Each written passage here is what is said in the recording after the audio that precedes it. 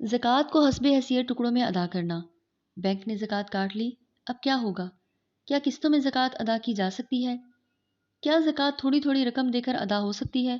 और उसका हिसाब कैसे लगाया जाए? इसका बहुत आसान सा जवाब है।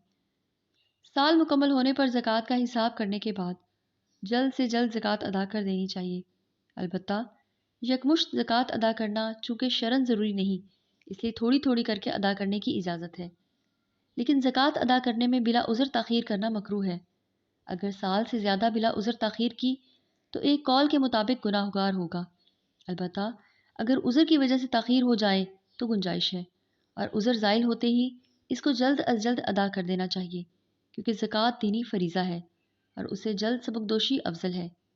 नीज़ ज़कात का मकसद गरीब की ज़रूरत पूरी करना है, जो कि फ़ौरी है, इसलिए ज़कात भी फ़ौरन अदा कर देनी चाहिए ताकि गरीब शख्स की हाजत पूरी हो सके।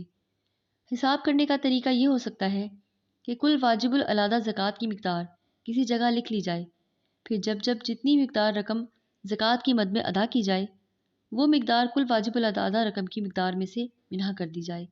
अलबत्ता ज़कात की रकम अलग करते वक्त या देते वक्त ज़कात की नीयत करना ज़रूरी होगा।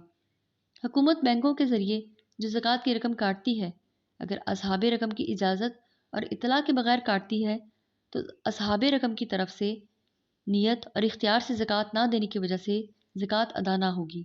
अलबत्ता जो लोग रकम जमा कराते वक्त बैंक वालों को ज़कात काटने का इख्तियार दे देते हैं या इसकी नियत कर लेते हैं, तो ज़बरदस्ती बग़ैर रज़ा और रुग़बत के रकम वसूल करने के बावजूद मुफ्ती बकौल के मुताबिक इस आखिरी सूरत में ज़कात अदा हो जाएगी। रही ये बात कि हुकूमत मुसारिफ ज़कात में रकम खर्च करती है या नहीं, तो इसकी ज़िम्मेदारी ज़ाती तौर पर हुकूमत और इज्तमाही तौर पर मुतल्लिका लोगों पर है।